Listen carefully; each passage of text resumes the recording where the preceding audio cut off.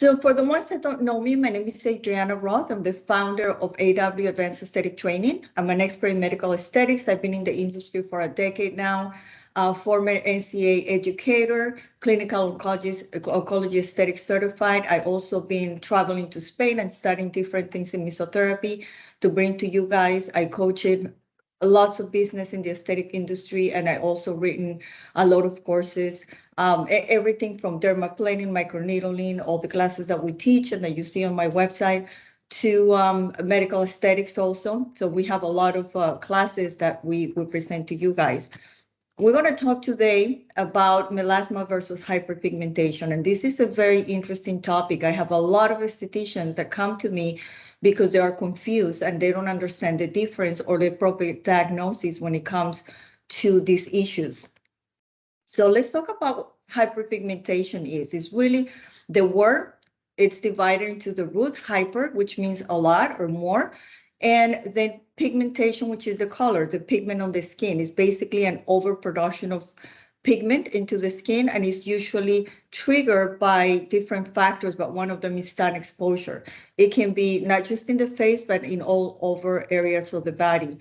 Hyperpigmentation is definitely triggered by sun.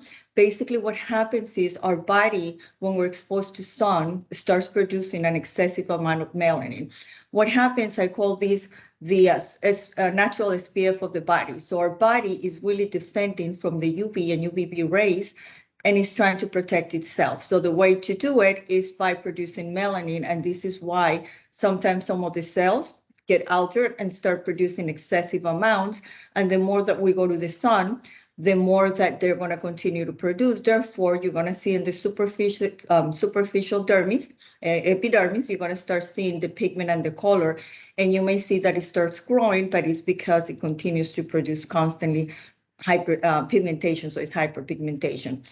Some other causes are hormone changes, people that are in contraceptives, pregnancy, anything that has to do with hormones, or medications. What medications will do is they will make the body to be more sensitive to the sun, and then the body is going to produce more melanin. Trauma, anytime that we have injuries, we had burns, bug bites, it can also produce the body to have the body produce more pigment.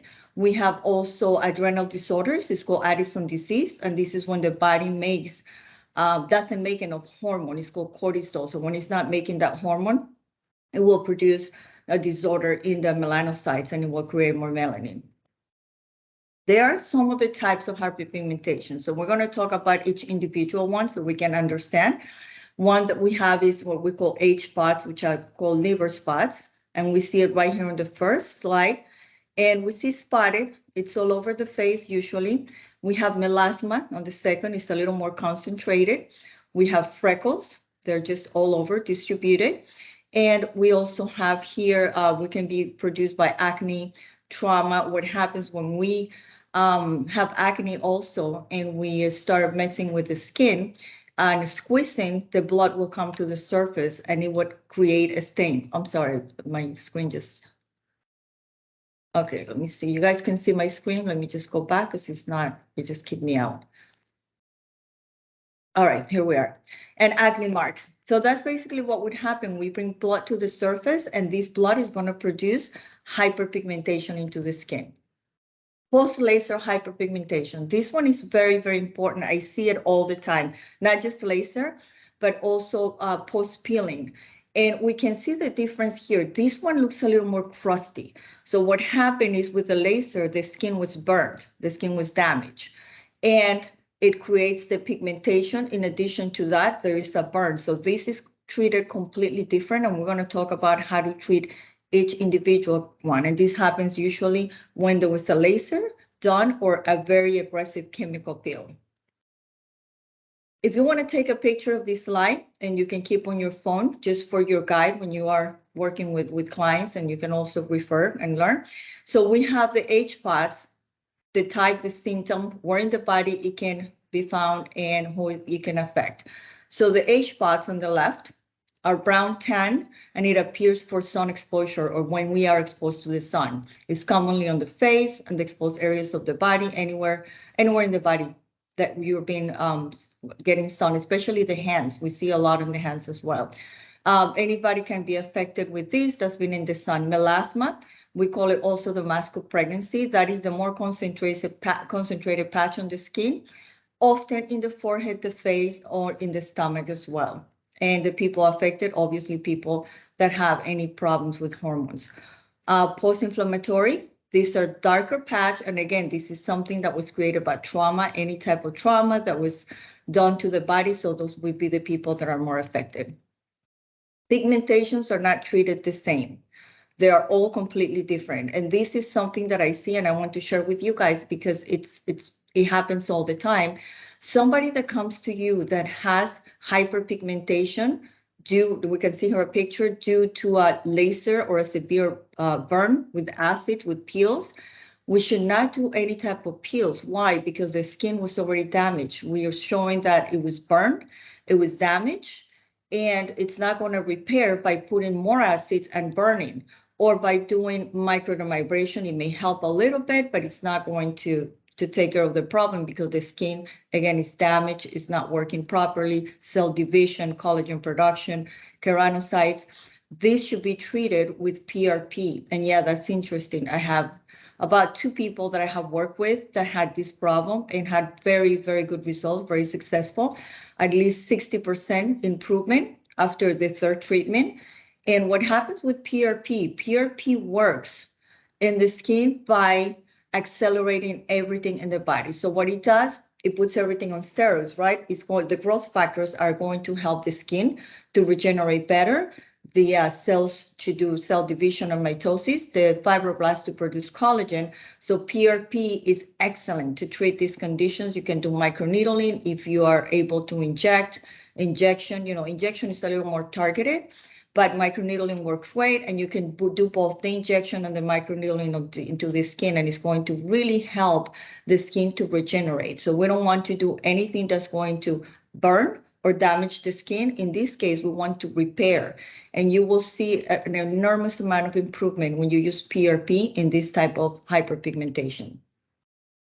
Before I forget, if you want on the chat and you have any questions, we have our accounts manager, Sophia. She will be able to answer any questions. And also you will be able to email me. You have my email. I'll give it to you at the end and you can ask any questions. But as I go, you can also chat with Sophia.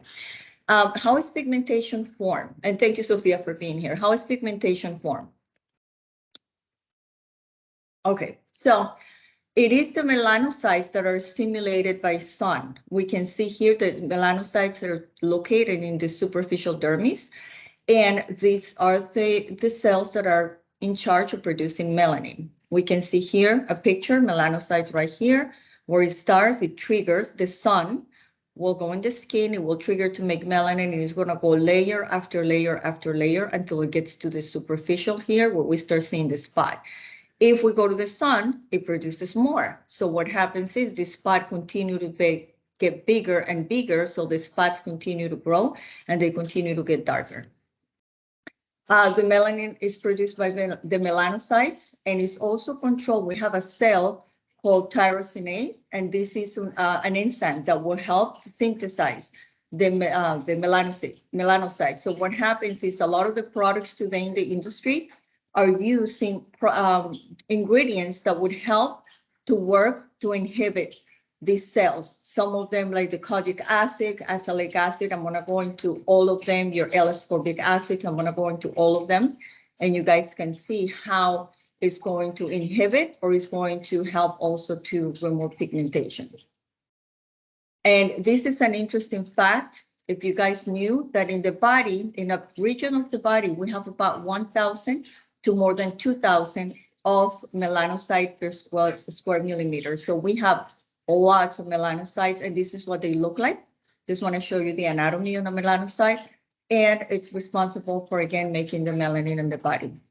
We also have another condition that is the opposite to hyperpigmentation. This is called hypopigmentation.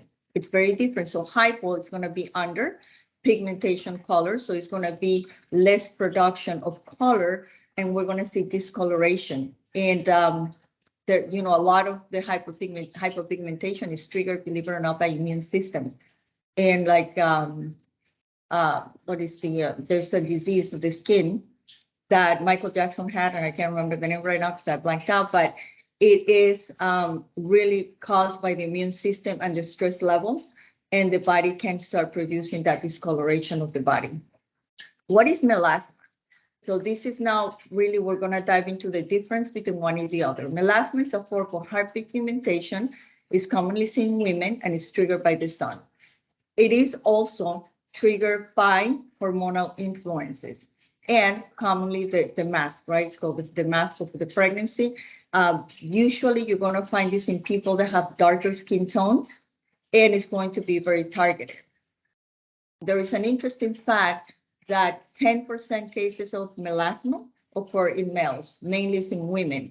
And again, why? Because this is more about a hormone problem. So we can get basically when we're younger, in our midlife, when we are having hormone changes, when we are on medication and on contraceptive pills.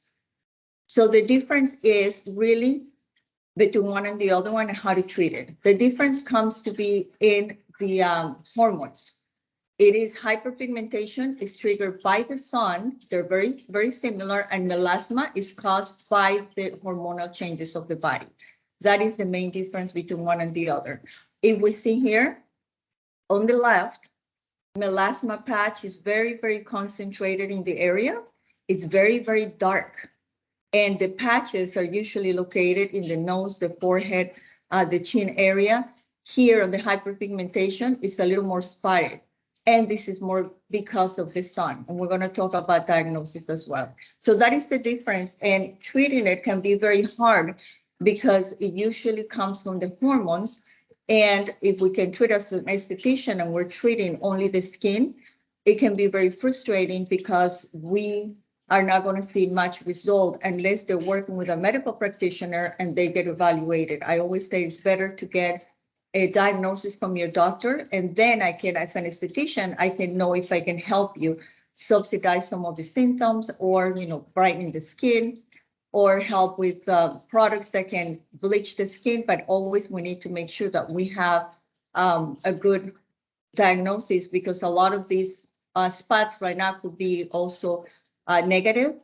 And we don't want to scare a patient, but it's good to say, let's go to your medical practitioner, make sure that you get evaluated. Once we have a diagnosis, we can work with you. So they may do a biopsy to also make sure that it's something that we can work with and not that we're going to get into waters that may not be maybe dangerous, maybe a skin cancer.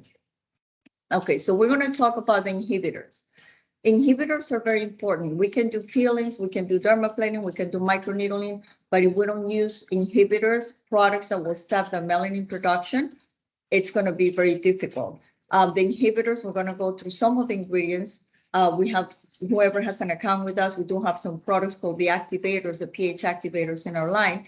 So those are going to be inhibitors. We're going to try to stop the melanin production because we are working with removing. We also want to stop the production of melanin. So that is going to be crucial. Some of the inhibitors, we have some of the ingredients here will be your kojic acid, your hydroquinone, arbutin, tranexamic acid, which is very trendy right now. We're going to talk about that. Those will be some of the inhibitors.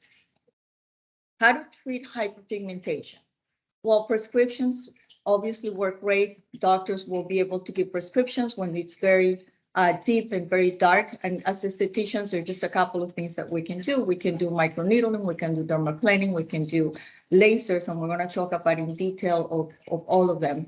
But basically some of the prescription and some non-prescription that will be also given by estheticians that we can help to brighten the skin and lightening and inhibit that melanin. Ingredients. Let's talk a little bit about ingredients. And these are some of the key ingredients that we can use that will help not only discoloration, but we want to help the cell turnover, the cells that change completely and they make new ones. We want to encourage that we remove and exfoliate completely the skin as we are brightening and using products that will help with the pigmentation. So some of them are your vitamin C. You're very familiar, so I'm just going to go through them because through them and give you a little detail. This is great for boosting your collagen, brightening the skin. Your kojic acid is also a great enzyme that will reduce hyperpigmentation. Your retinols work by exfoliating the skin, and Also, it's a vitamin on the skin. Your niacinamide is a great vitamin B, and it also helps with pigmentation, azelaic acid, mandelic acid, arbutin soy. They're anti-inflammatories. And again, we're using them to continuously remove the dead cells and exfoliate the skin. We have glycolic acid that you guys are very familiar with, and ferulic acid. I like ferulic acid because it works very well on sensitive skin, because we can have people that have hyperpigmentation and have very sensitive skin.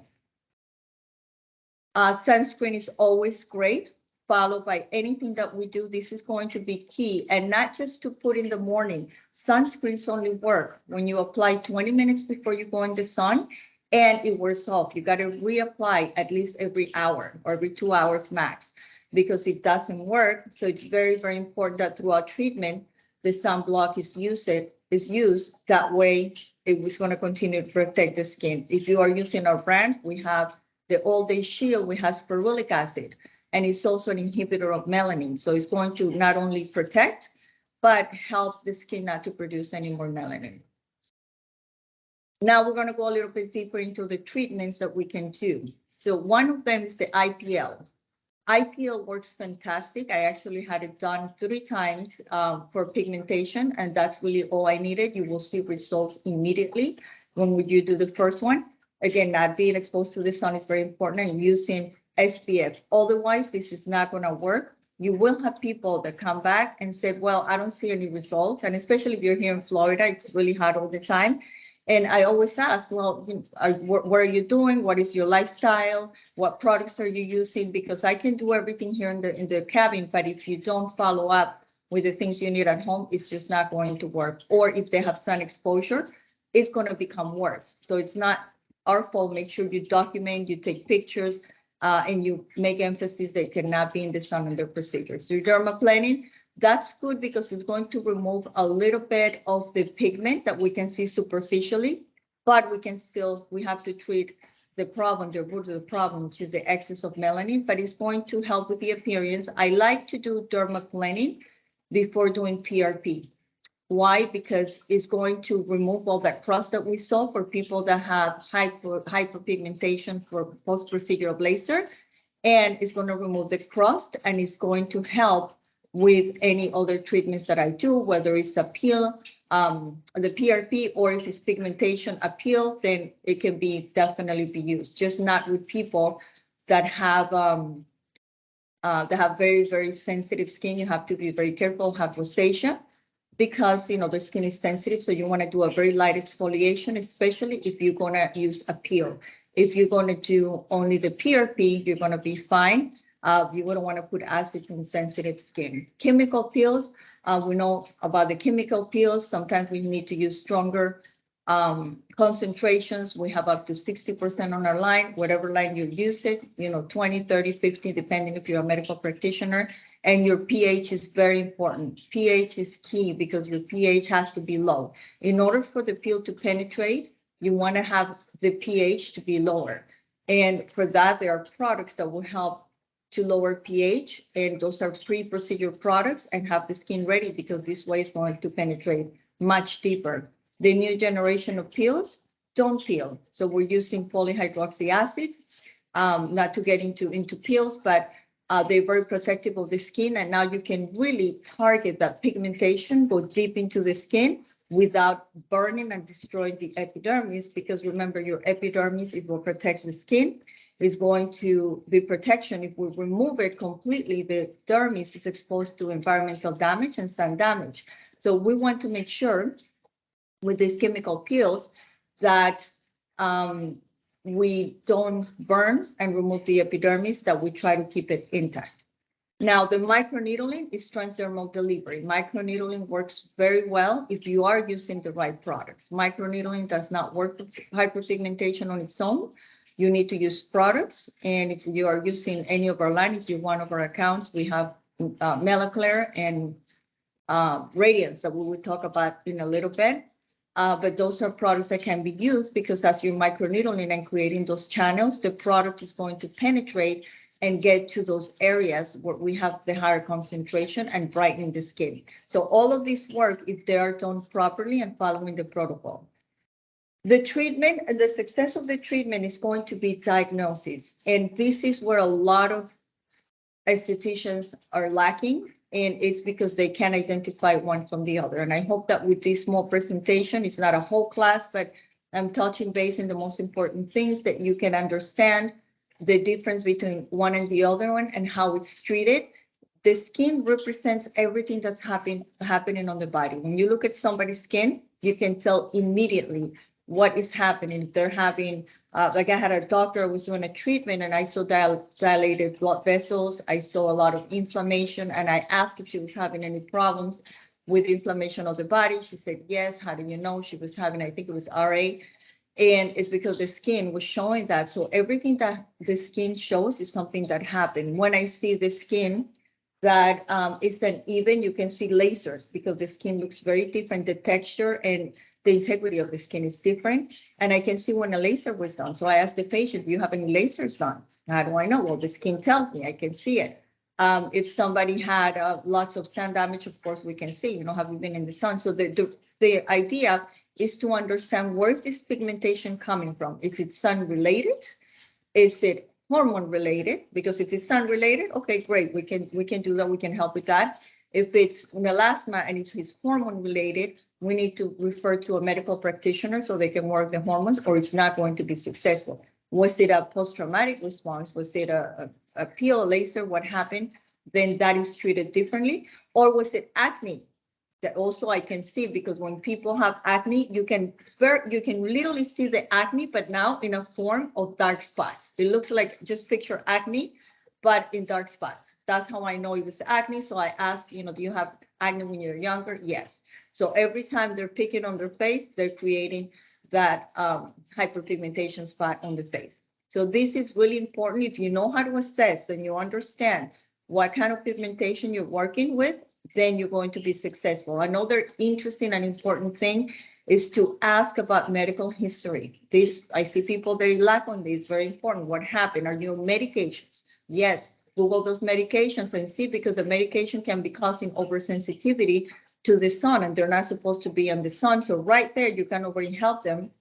And while they're on the medication, unfortunately, it's going to be hard to help them. It can improve, but it's not going to be gone away. And if they have any type of problems, medical problems, history, diseases, we want to know all about it. So I want you to really dive into their lifestyle. Another thing, their lifestyle. What do you do for a living? Oh, I'm a tennis player. Okay, that makes sense.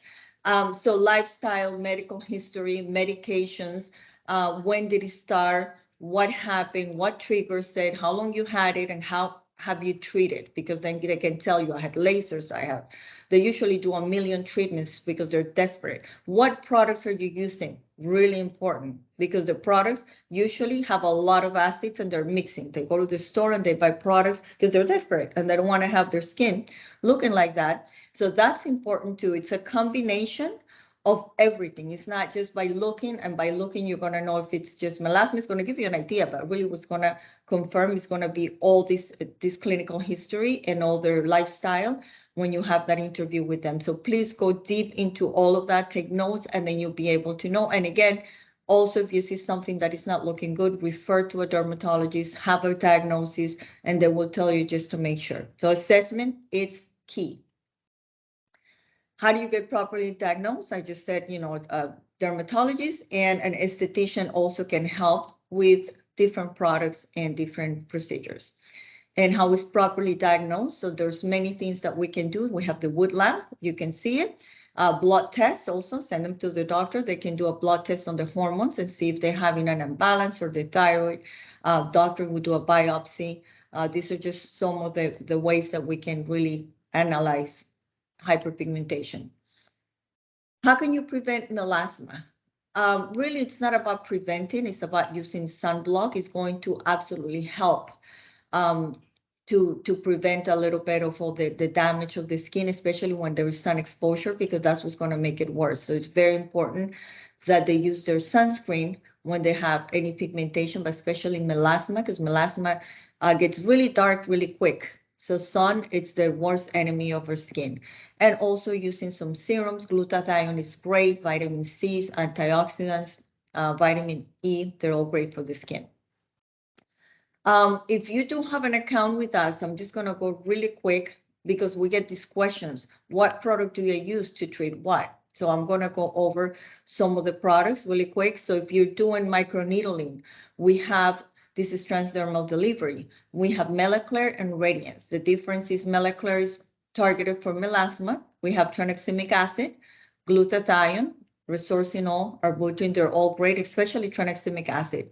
And then Radiance, we're going to have retinol for exfoliation because we want more of the exfoliation when we have hyperpigmentation. We have glutathione, we have vitamin C, peptides, growth factors. So this is going to be more regenerating the skin after that sun damage. And then we have antioxidant. Antioxidant is glutathione. It's not on this presentation, but glutathione, it's known to be the best antioxidant in the market, and this is going to help to brighten. In Asia, is widely used for brightening the skin, so it really helps to keep the skin bright, and that helps a lot. Now we have here creams post-procedure because they have to use something at home. So this is really quick. Again, I'm not going to go into a whole thing of products, but we've been getting a lot of requests to explain the products that we have. And this is the Radiance cream to use at home. Tranexamic acid, we see here again. Can you be using the hands? Pigmentation works great. Glow Lift, word says this is also microneedling, and that's going to be hyaluronic acid. It has growth factors. It's going to help to regenerate the skin. It has tranexamic acid. Those for lifting. Activators, and if you're using a different line, that's fine. Find out what products do they have that can inhibit the melanin. Now you have the ingredients. We know what the ingredients are that we're looking for, and use inhibitors because they can be using this at night, and it's going to help to work. If you're doing a peel, it's a pre-peel to lower the pH. So the peels can penetrate better, but it's also going to inhibit the melanin. So we want them to use something at home. So we want them to use a sun protection. We want them to use a cream that they can use daily, and that is going to help with the treatments that we're doing to brighten the skin. And we're also going to be doing the treatments, and they can use inhibitors at night. So it's a combination of things. If you want to write it down again, we have inhibitors, the post-procedure at home, the treatments, and the sunblock. Those are 4 things that are key. It's not just putting them on one. And I would highly recommend they stop using any products at home that they're currently using, because we are working with acids and we don't know what they're using. And I usually tell them, I just want you to change your products while you're going under treatment. After that, you can always go back to your regimen, but we need to really stay in this routine in order to get results. From Exception, White Appeal, that's appealing, you guys have. So about a 30% with a 2 pH. White Absorbate is always great. Tranexamic acid to use at home. They can use it for melasma. And our Mix Lab TRX, which is tranexamic acid, can be used also topical. And again, I'm just going over some of the products. So some of the important keys, I think, of this presentation is understanding that melasma, hyperpigmentation are very different, and they have to be treated differently. One needs to have a doctor's assistance because it's hormone related, and in the other one we can use what we need, but we can always help them to improve the skin. Also to keep in mind that they're all different, they're all treated in a different way. The assessment is very important to understand, and using the right ingredients and a great line that works for it. Now, I'm going to ask you to call the line that you're using, because not everybody's using Fusion and Exception in this webinar, and this is not a sales class, so I didn't want to go too deep into products. For that, we're going to have our next webinar for the people that hold accounts, and it's going to be all about our new products, and we'll talk about the pigmentation. But for the ones that are using different lines, call your lines and ask, what products do they have? What do they have as an inhibitor? What do they have for post-procedure and brightening? And what products for dermaplaning or microneedling that you can use? And they should be able to assess you, and they should be able to give you some protocols. If they don't have this information, then that's not the line for you, because they're supposed to support you and help you. So make sure that you get the support that you need when it comes to products and ingredients. If you have any questions, you can always email me and I'll email you back. I check my emails periodically, a couple of times a day, and I'll be happy to look into it and give you the answers. Some of the trainings that we have for pigmentation, we have the chemical peels, IPL, that will be out. It's already in the calendar, will be out soon. Microneedling, dermaplaning, that is available to you guys. I hope that this is a short presentation because I know it's lunchtime. Want to be mindful of your time. Just wanted to touch base and give you some ideas and procedures for protocols. If you decide to buy any of these products, we want to give you as a thank you for attending the webinar. At 20% off, you can use our code Melasma20, and on our class is $50. You will also receive a complimentary book from Exception with all the peelings and protocols that we'll send to you as a gift. I want to thank you today for your time and for being here, because I know that you have a busy life. I also know that you have a lot of options, and you chose us for your education. And I'm humbly telling you thank you for everything and for being here. Email me if you have any questions. We're always here to support you. Now, you guys have a great day, and you can chat with Sophia. She'll be on the chat. Thank you.